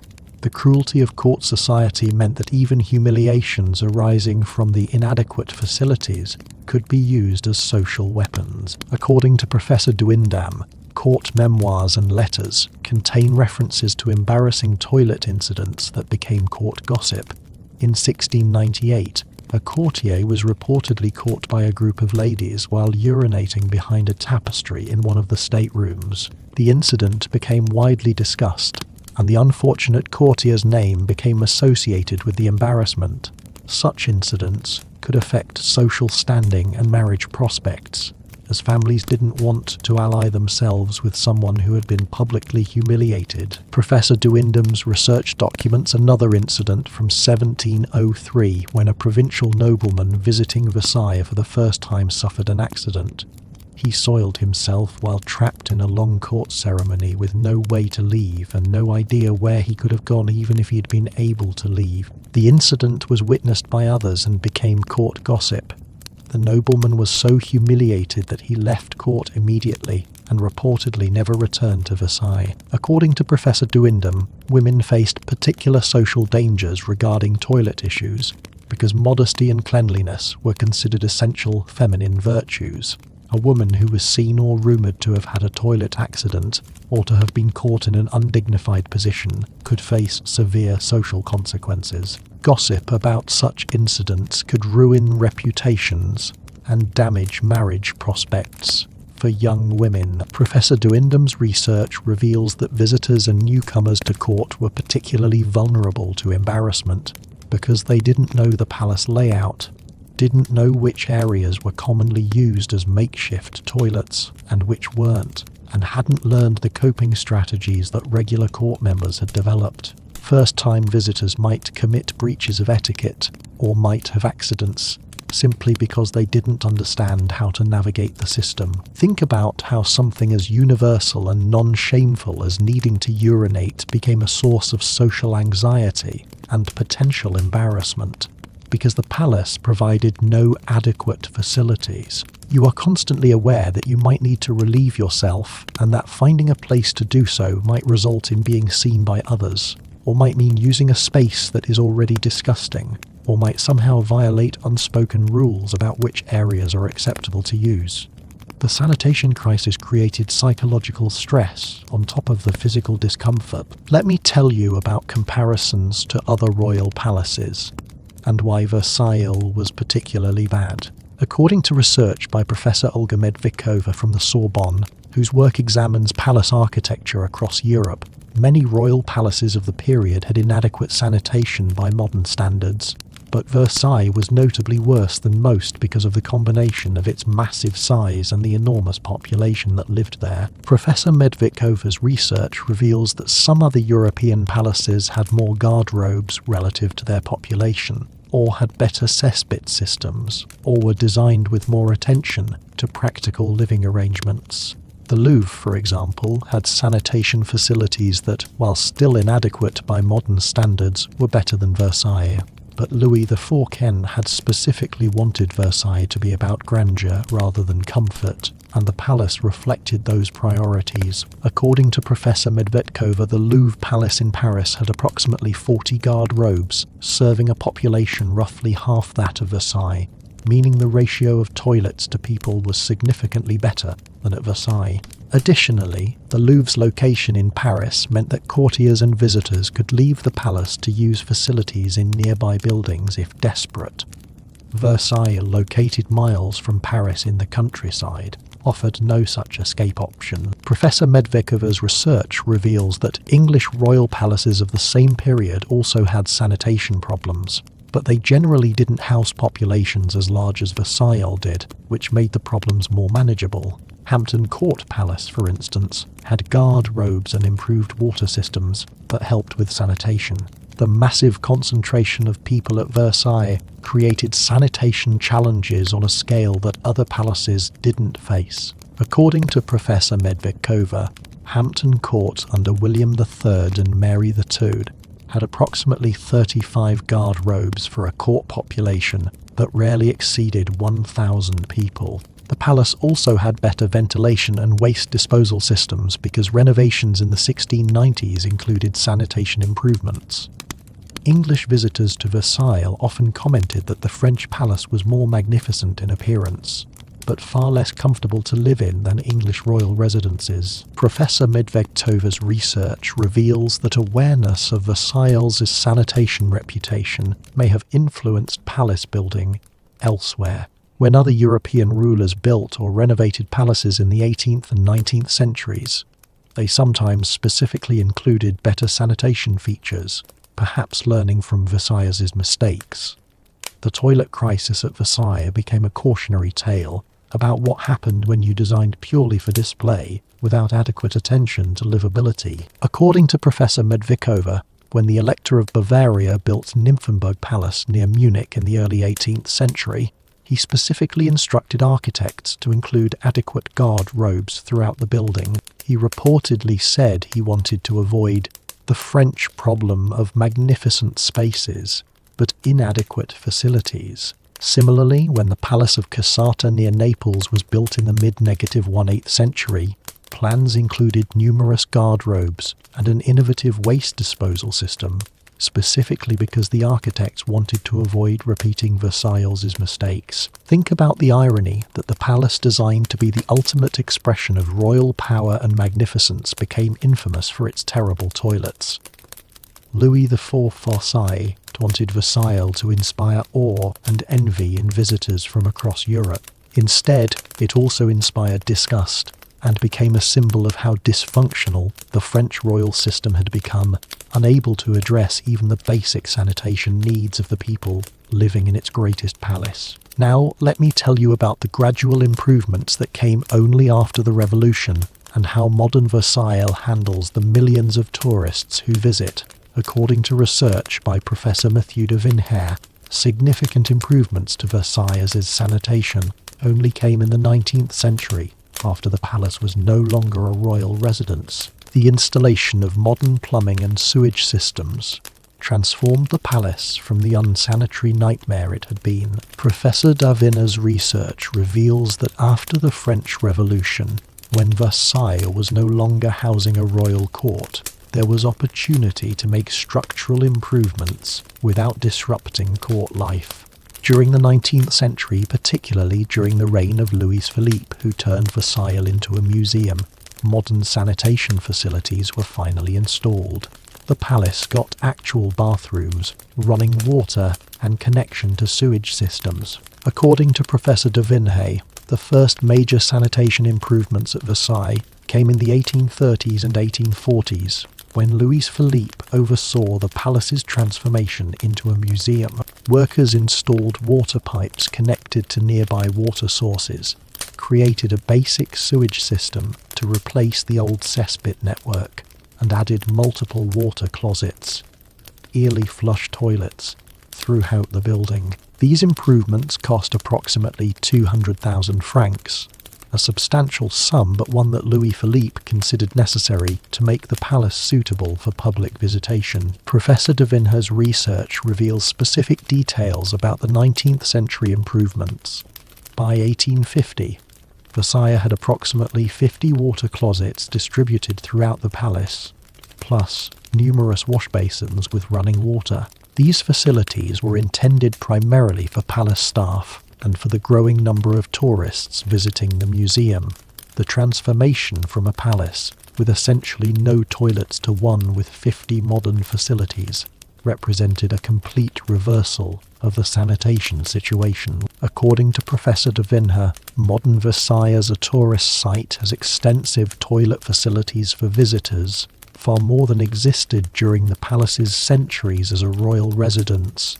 The millions of tourists who visit each year have access to multiple modern bathroom facilities throughout the palace and grounds. The contrast between the sanitary conditions available to 21st century tourists and the conditions that 18th century courtiers endured is stark. Professor de Vinher's research reveals that current Versailles has approximately 25 public restroom facilities scattered throughout the palace, gardens and grounds.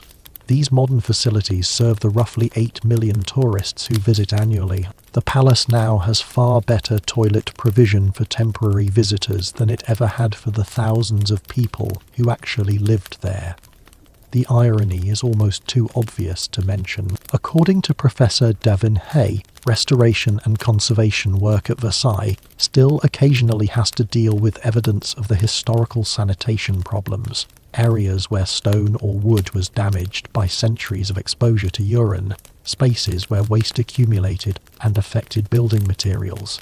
The palace's unsanitary past left physical traces that modern preservation efforts have to address. Professor de Vinher's research documents specific conservation challenges related to historical sanitation. When restorers work on certain staircases and corridors, they discover stone that is deeply discolored and degraded from centuries of urine exposure. The salt content in urine breaks down limestone over time, creating pitting and crumbling that requires careful conservation treatment. In some cases, historical stone has had to be replaced because damage from waste exposure was too severe to repair. Think about visiting Versailles today as a tourist, able to use clean modern bathrooms whenever you need them, walking through the same rooms where courtiers once desperately looked for corners to relieve themselves in. The palace looks much the same as it did 3 centuries ago, the same elaborate decoration, the same magnificent rooms. But the experience of being there is completely different now that basic sanitation needs are actually met. Let me tell you about how the sanitation crisis at Versailles reflects broader issues in 17th and 18th century European society. According to research by Professor Robert Muchembold from Paris 13 University, whose work examines early modern European culture, the toilet situation at Versailles was an extreme example of a widespread problem.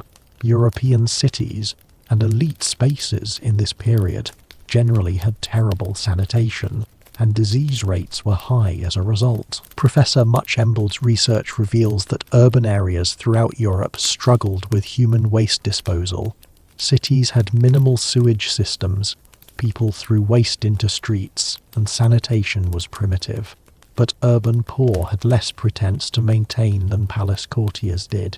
The irony of Versailles was that it maintained a facade of extreme elegance and refinement while having sanitation conditions that were arguably worse than many urban slums because of the concentration of people in the palace. According to Professor Muchembold, attitudes toward bodies and bodily functions in this period were different from modern attitudes.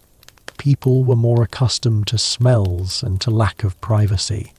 The idea that bodily functions should be hidden and sanitized wasn't as developed as it would become in the 19th century. But even by the standards of the time, Versailles was bad, as contemporary complaints make clear. Professor Muchembold's research reveals that the eventual development of better sanitation in the 19th and 20th centuries was driven partly by growing understanding of disease transmission and partly by changing cultural attitudes that made the kind of open public defecation that happened at Versailles seem increasingly intolerable. The sanitation improvements that we take for granted today required both technological development and cultural shift. According to Professor Muchembold, the germ theory of disease developed in the mid-19th century finally provided scientific explanation for why sanitation matters.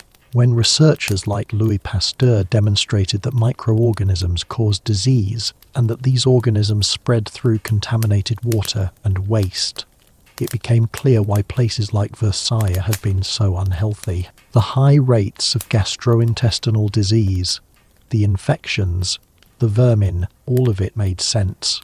Once people understood how pathogens spread, Professor Muchembold's research reveals that modern sanitation required technological innovations that didn't exist in the 17th century. Running water requires pumps and pipes. Sewage systems require underground networks that can carry waste away from living spaces. Flush toilets require both running water and sewage connections. None of this technology was available when Versailles was built.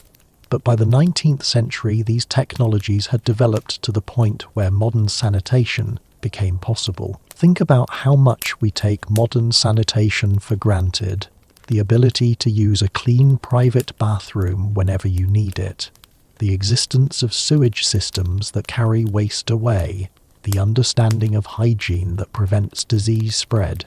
All of this is relatively recent. The courtiers at Versailles lived in one of the most privileged and powerful communities in the world. But they couldn't have something as basic as adequate toilet facilities, because the technology and infrastructure didn't exist, and the palace wasn't designed to provide it. Now, let me tell you about seasonal variations, and how the sanitation crisis changed with the weather. According to research by Professor Emmanuel Roy-Ladurie from the Collège de France, whose work examines climate and social history, the toilet problem at Versailles varied dramatically by season, with summer months presenting the worst conditions and winter bringing different but equally challenging problems. Professor Roy-Ladurie's research reveals that summer at Versailles was nearly unbearable from a sanitation perspective. Temperatures in the palace could reach 85 to 90 degrees Fahrenheit or higher, with no air conditioning and limited ventilation. The heat accelerated decomposition of waste throughout the palace, intensifying smells exponentially. Areas that might be merely unpleasant in winter became nauseating in summer. The combination of heat, waste odours, and heavy perfumes created an atmosphere that visitors described as suffocating. According to Professor Roy-Ladurie, palace accounts from the summer of 1694 record extraordinary expenditures for cleaning and perfuming supplies. During July and August of that year, spending on aromatic waters, perfumed candles, and cleaning materials was nearly triple the winter average. The accounts also show increased payments to workers for special summer cleaning duties, suggesting that the seasonal intensification of the sanitation problem required extra labour to manage. Professor Roy-Ladurie's research documents specific complaints from courtiers about summer conditions. The Marquise de Siving wrote, in July 1690, that the smell in certain corridors was so overwhelming that she felt faint and had to be helped to her apartments. She described the combination of heat and waste odour as insupportable, and said that even her strongest perfumes couldn't mask the smell. Other letters from summer months contained similar complaints, with courtiers describing nausea, headaches, and difficulty breathing. According to Professor Roy-Ladurie, the gardens presented particular challenges in summer.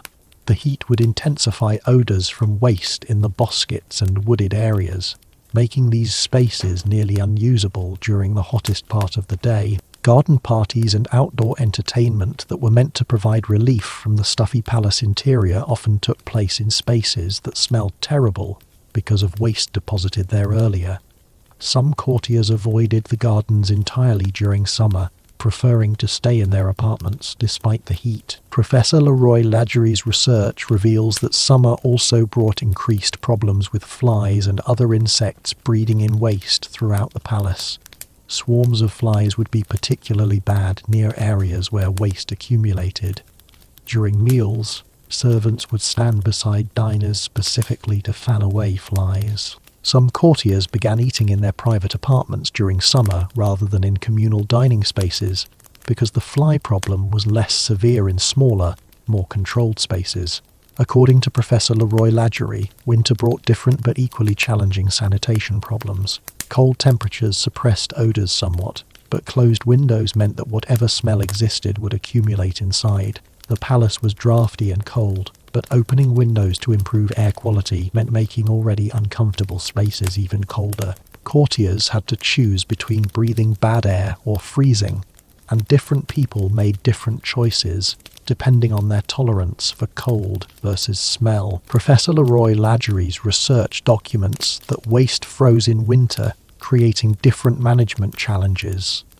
In outdoor areas and unheated corridors, urine would freeze on floors and stairs, creating slippery conditions. Palace accounts from winter months record increased incidents of people falling on icy stairs, with some of these accidents specifically attributed to frozen urine making surfaces slick. The frozen waste would then melt when temperatures rose slightly, creating additional mess. According to Professor Leroy Lagery, winter also created challenges for the cesspit system. The contents of cesspits would partially freeze, making them harder to empty. Vidangeurs complained about winter working conditions and sometimes refused to empty pits during the coldest weeks, leading to backups and overflows when temperatures rose again. Palace administration had to pay premium wages to get workers to perform cesspit maintenance in winter. Think about living through these seasonal cycles year after year. In summer, you are hot, nauseated from intensified waste smells, and constantly swatting away flies.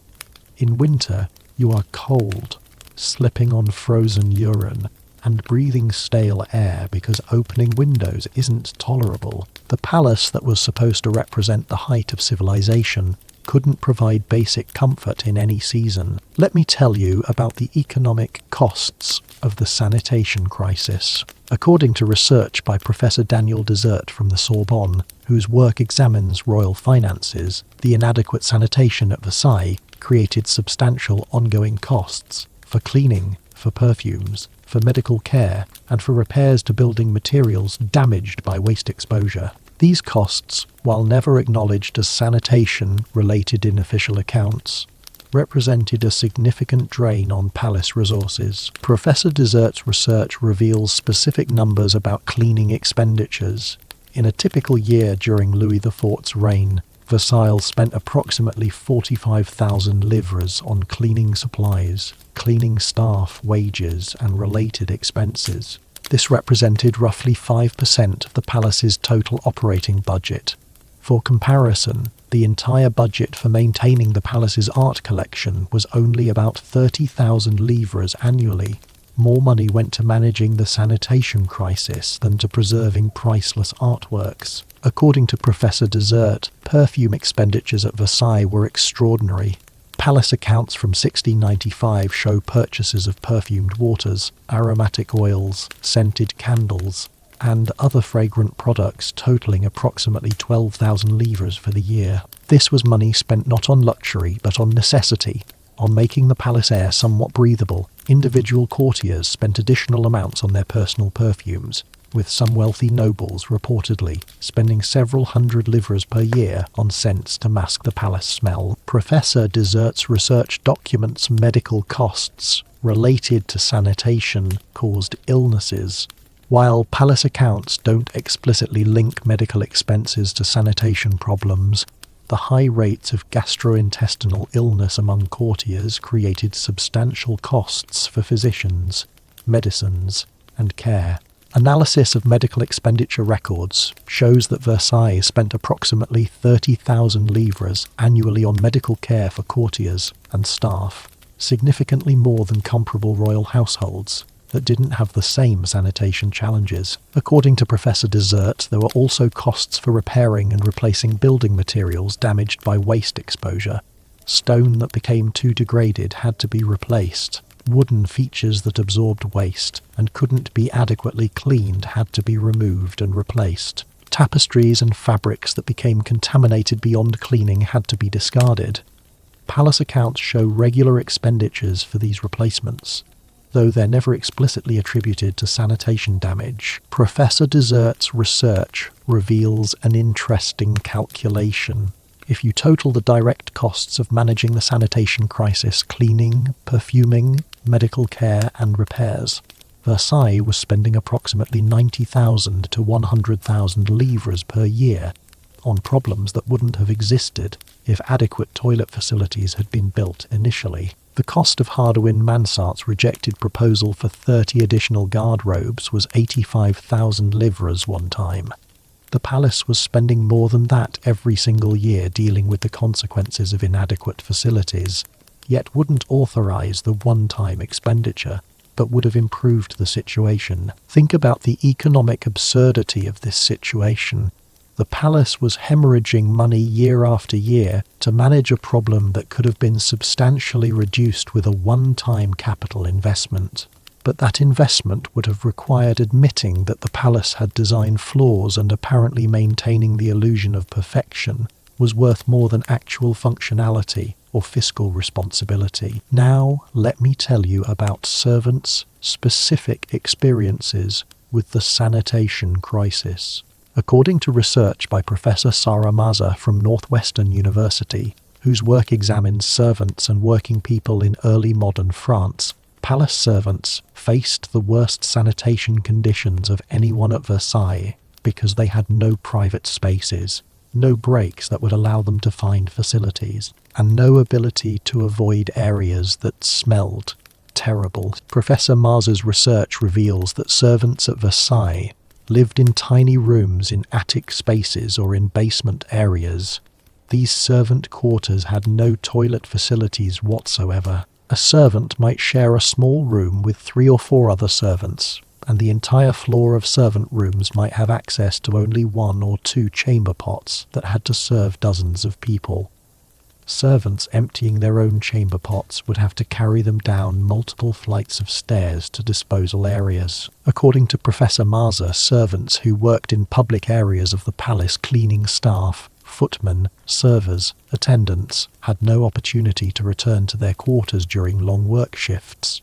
A servant might work 10 to 12 hours without a break, during which time they would have no access to any toilet facilities. Servants developed the same desperate strategies as courtiers for managing toilet needs, but had even fewer options because they couldn't carry borderless or access guard. Robes reserved for nobles. Professor Maza's research documents testimony from a former palace servant named Marie Thudès-Leclerc, who worked at Versailles in the 1690s. In a memoir written years later, Leclerc described the humiliation of having to urinate in palace corridors because she had no other option during her long shifts.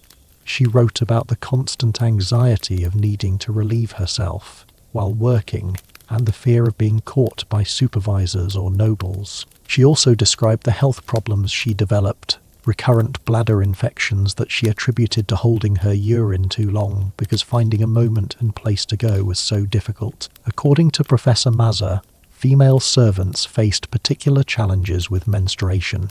They had to manage their periods while working long shifts with no access to private facilities for changing menstrual cloths. Many female servants reportedly developed gynecological problems from inadequate menstrual hygiene. Medical records from the period mention infections and complications among working-class women at rates significantly higher than among noble women who at least had private apartments and personal servants to help them. Professor Maza's research reveals that servants who worked emptying chamber pots and cleaning guard robes faced especially difficult and dangerous conditions. These workers, usually from the lowest social ranks, handled human waste all day without any understanding of disease transmission or hygiene. They would empty chamber pots by hand, clean guard robes with basic tools, and haul waste to disposal points, all without protective equipment or proper facilities for cleaning themselves afterward. According to Professor Maza, palace records from 1702 mention the death of a servant named Jacques Moreau who worked emptying cesspits. Moreau died from what records describe as fever and flux, likely a serious infection contracted from exposure to waste during his work. Several other cesspit workers are recorded as dying from similar ailments. These workers were literally dying from the palace's sanitation crisis, but their deaths were treated as unremarkable, just the normal hazards of low-status work. Think about being a servant at Versailles, working long hours in spaces that smelled terrible, unable to access even the inadequate facilities that nobles could use, suffering health consequences from the unsanitary conditions. And if you worked in waste disposal, risking your life daily, the servants who literally kept the palace functioning despite its design flaws were the people who suffered most from those flaws. Let me tell you about how courtiers managed during the long ceremonies and entertainments that were central to palace life. According to research by Professor Jean-Francois Solnon from the University of Besançon, whose work examines court ceremony and etiquette, many of the elaborate functions at Versailles lasted hours without breaks, creating acute toilet emergencies for participants who were trapped by etiquette and couldn't leave. Professor Saunon's research reveals specific details about the daily lever and coucher of the king, the morning and evening ceremonies of the king rising and going to bed. These ceremonies could last 2 to 3 hours, and courtiers who were privileged to attend couldn't leave once the ceremony began. Anyone who departed before the king dismissed the company would commit a serious breach of etiquette and risk royal disfavour. So courtiers would attend these long ceremonies knowing they would have no opportunity to relieve themselves. According to Professor Solnon, some courtiers developed strategies for managing toilet needs during long ceremonies. Some would limit fluid intake for hours before ceremonies they knew they would attend.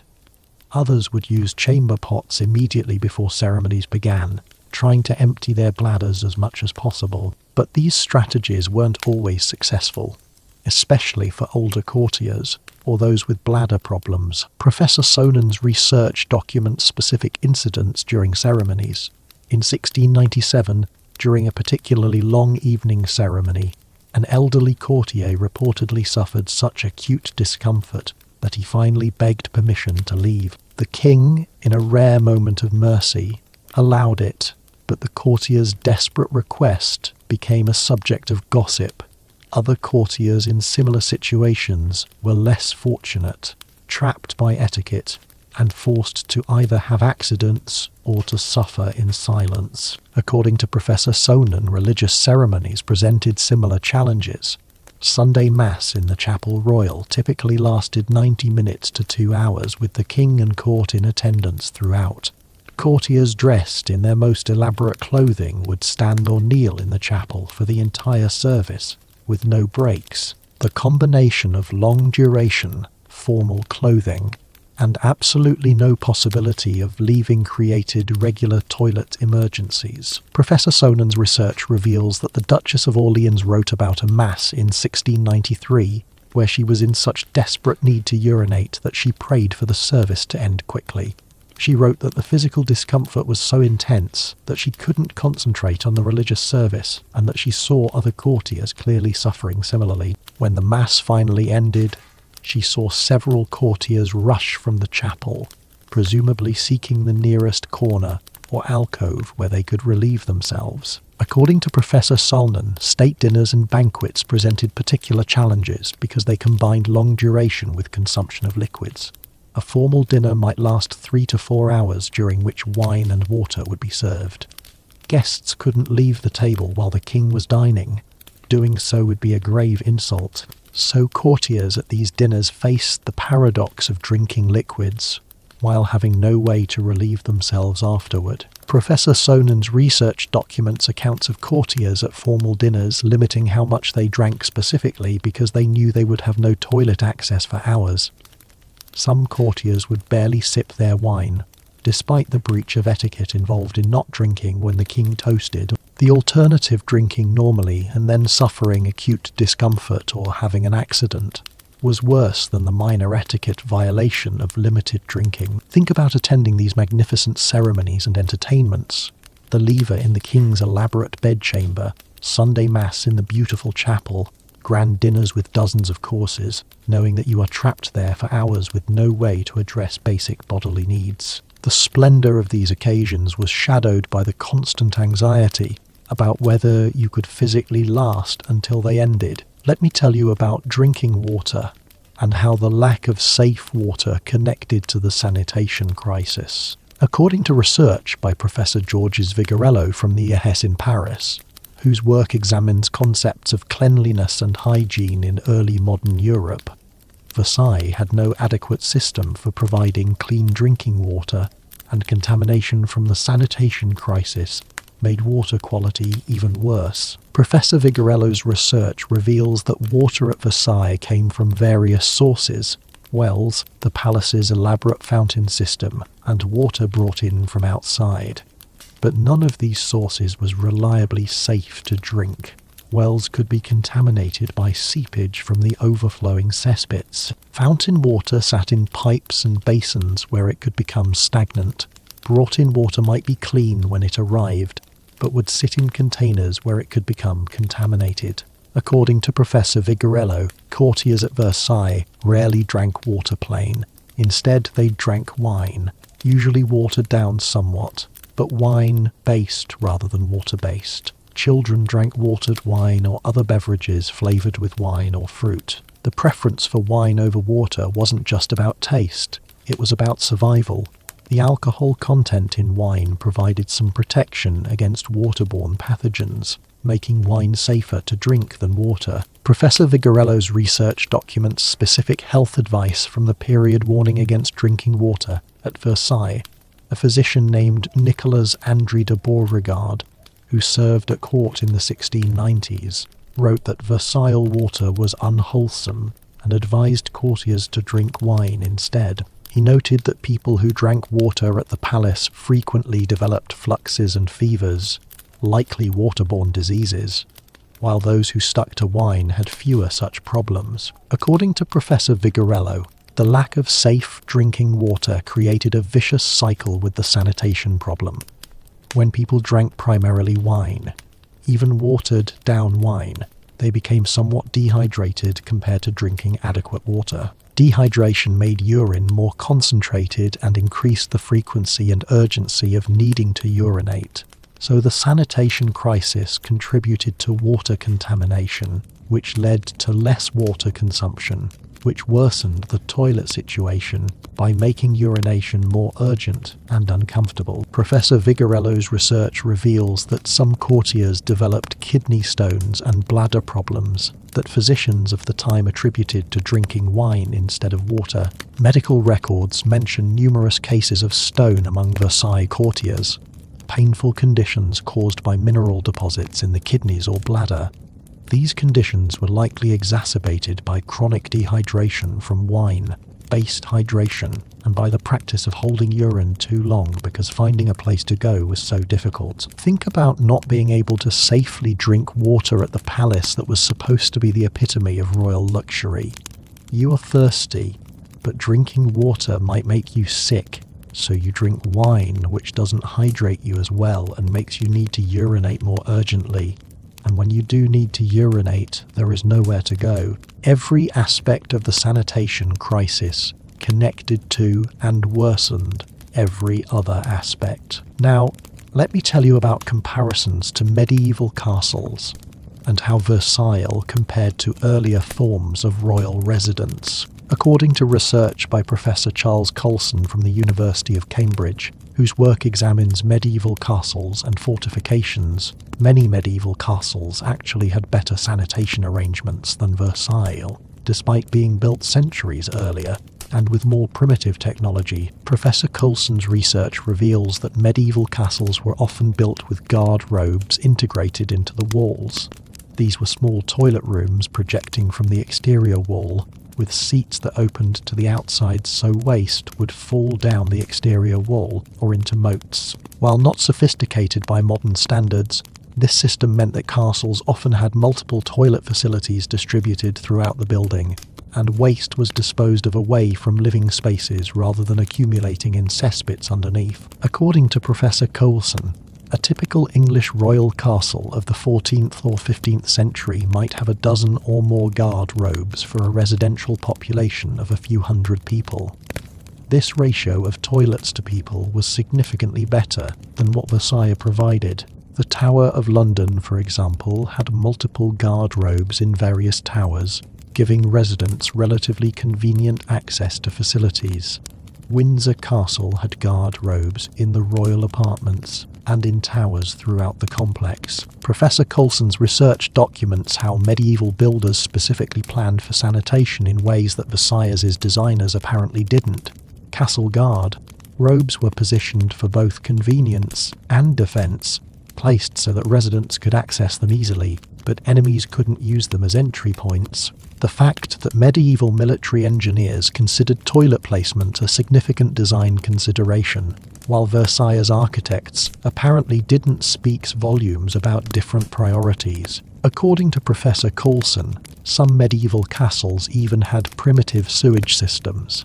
The Abbey of Cluny, while not a castle, had a sophisticated water and waste system in the 12th century that included running water and disposal channels. Some larger castles had similar arrangements. These systems were crude compared to modern sanitation, but they demonstrated that even medieval builders understood that concentrations of people required adequate toilet facilities. Professor Coulson's research reveals that the decline in sanitation provisions from medieval castles to Renaissance and Baroque palaces reflected changing priorities.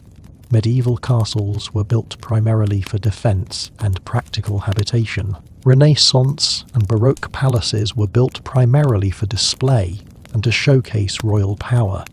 At Versailles, the imperative to create visually stunning spaces overrode practical considerations like adequate toilet facilities. The result was that in some ways living conditions at Versailles were worse than in buildings constructed 4 or 5 centuries earlier. Think about the irony that medieval knights living in drafty stone castles had better access to toilets than 18th century nobles living in the most magnificent palace in Europe.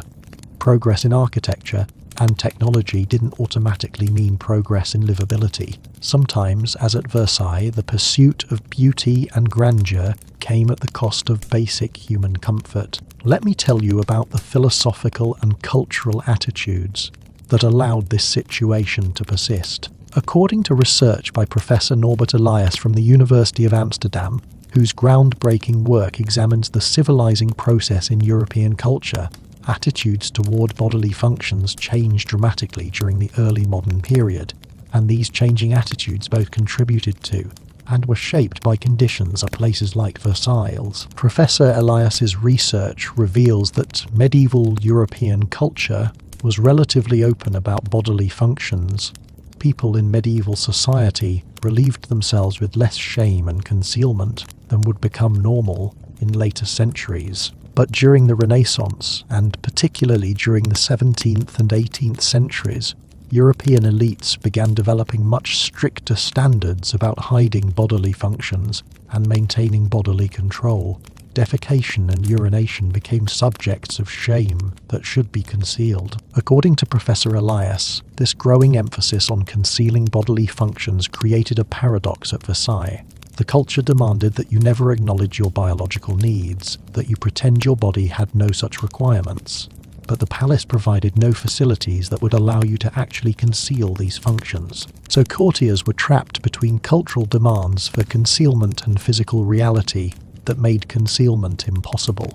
This created the psychological stress that permeates accounts of life at Versailles. Professor Elias's research documents how etiquette manuals of the period reveal these changing attitudes.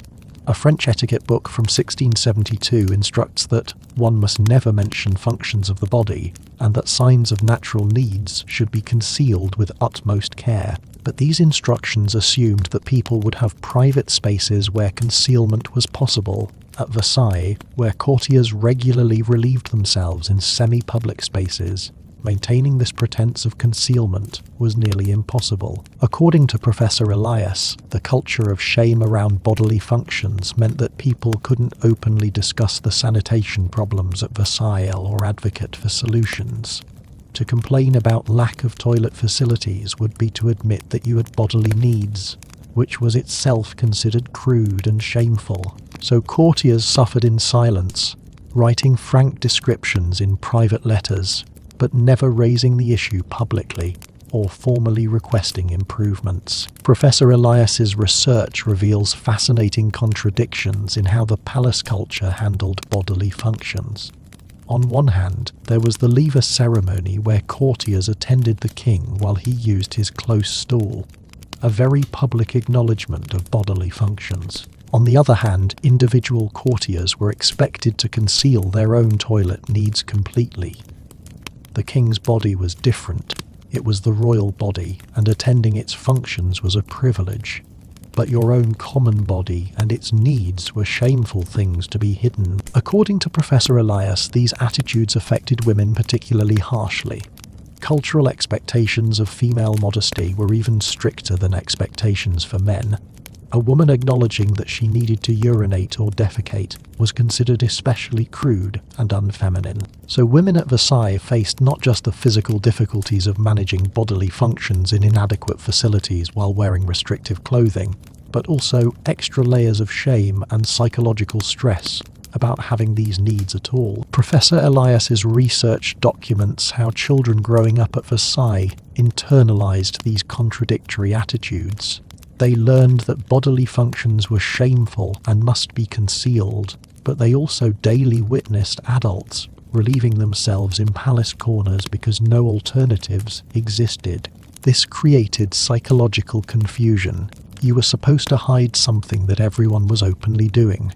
Some scholars have suggested that growing up in this contradictory environment contributed to the psychological problems and neuroses that many courtiers displayed. Think about living in a culture that tells you that your body's natural needs are shameful and must be concealed, while simultaneously providing no facilities that would allow you to actually conceal them.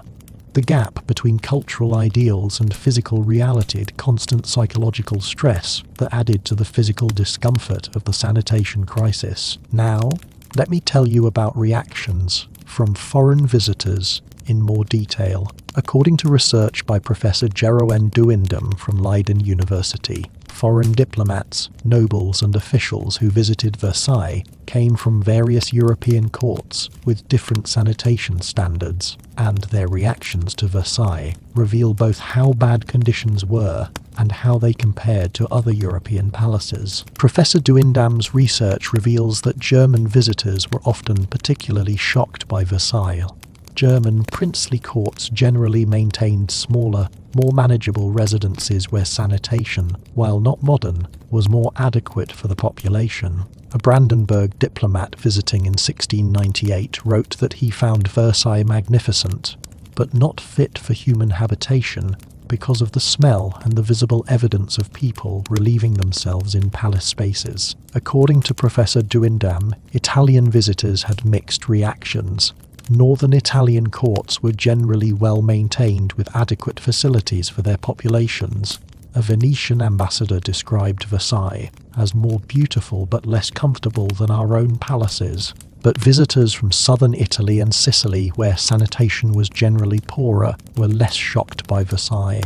A Neapolitan nobleman visiting in 1699 wrote that he found the palace magnificent and the sanitation no worse than in noble houses at home. Professor Douwindam's research documents that English visitors were consistently critical of sanitation at Versailles. English aristocratic houses and royal palaces had been incorporating improved sanitation, better garde-robes, early versions of water closets, improved ventilation. Throughout the 17th century, English visitors to Versailles often commented that the French palace was more ornate than English residences, but much less comfortable to actually live in. According to Professor Douwindam, a particularly detailed account comes from an English diplomat named James Vernon, who visited Versailles multiple times in the 1690s. Vernon wrote letters describing his growing horror at the sanitation conditions. On his first visit, he was awed by the palace's beauty and tried to ignore the smell. By his third visit, he was openly disgusted and wrote that he preferred to conduct diplomatic business in Paris rather than travel to Versailles if possible. His letters described the smell as intolerable, the evidence of waste in corridors as shocking, and the overall conditions as unworthy of so great a palace. Professor Douwindam's research reveals that Spanish visitors had complicated reactions. The Spanish court maintained strict etiquette and formality, similar to Versailles.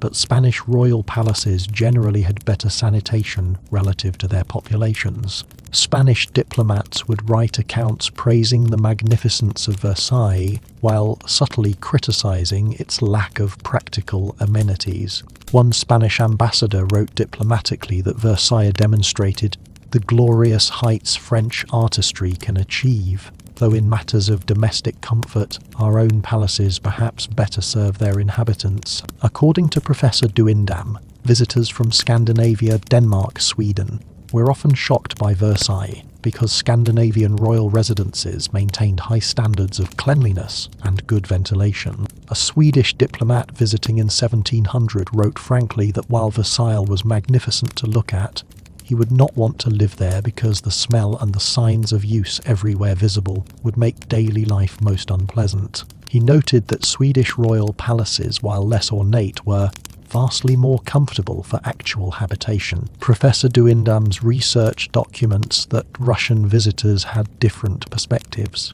Russian noble palaces in this period were generally large, cold, and had minimal sanitation facilities. Russian visitors to Versailles in the early 18th century were impressed by the palace's beauty and found the sanitation comparable to or even better than conditions they were accustomed to at home. This suggests that by the standards of Eastern European courts, Versailles' sanitation wasn't notably bad.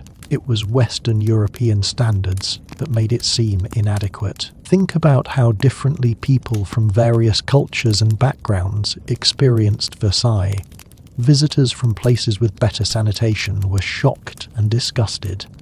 Visitors from places with similar or worse sanitation found it acceptable or even impressive. This reveals that the sanitation crisis at Versailles was partly an objective problem of inadequate facilities, but was also magnified by the contrast between the palace's magnificent appearance and the basic failures of its design. Let me tell you one final set of stories that brings this all together. Accounts from the last years of Louis XIV's reign, when the king was old, the palace was aging, and the sanitation problems had accumulated over decades. According to research by Professor Alexandra Marrel from the Centre de Recherche d'Auto de Versailles, the early 18th century saw the sanitation crisis at its worst, as decades of accumulated waste had permanently damaged building materials, and as the aging palace infrastructure increasingly failed. Professor Marrel's research reveals that by 1710, many areas of Versailles were in serious disrepair from sanitation-related damage. Marble floors in certain areas had been stained and pitted by decades of urine exposure. Stone stairs had crumbled in places from the chemical breakdown caused by waste. Wooden panelling in some corridors had rotted from moisture and waste absorption. The palace was literally falling apart from the inside because of the sanitation crisis. According to Professor Marrel, the cesspit system by this time was completely overwhelmed and frequently overflowing. Palace accounts from 1713 record an incident where a major cesspit overflow sent sewage seeping into ground floor apartments. The smell was so terrible that those apartments had to be evacuated for weeks. This was not an isolated incident. Similar overflows occurred regularly in the palace's final decades as a royal residence. Professor Marrel's research documents complaints from aging courtiers who had spent their entire lives at Versailles. The Duc de Saint-Simon, writing in his memoirs around 1715, described how the palace had become progressively more unpleasant to inhabit over the years. He wrote that problems that had been merely uncomfortable in his youth had become nearly insupportable in his middle age as the cumulative effects of decades of inadequate sanitation took their toll on the building. According to Professor Marrel, even Louis XIV himself, in his final years, spent less time in the main palace spaces and retreated increasingly to his private apartments. The king who had created Versailles as the ultimate expression of royal power ended his life trying to escape from the uncomfortable reality of what he had created. In his last decade, Louis XIV spent increasing amounts of time at smaller palaces like Marly, where the more modest scale meant better ratio of facilities to people. Professor Marrel's research reveals that when Louis XIV died in 1715, his successor Louis V was initially reluctant to maintain Versailles as the primary royal residence, partly because of the sanitation problems. The young king's advisors recommended either undertaking massive renovations to improve facilities or abandoning Versailles for more comfortable palaces. Eventually, political considerations won out and Versailles remained the court's centre, but the sanitation problems continued largely unaddressed for another 70 years until the Revolution finally ended the palace's role as a royal residence. Think about the ultimate irony of Versailles.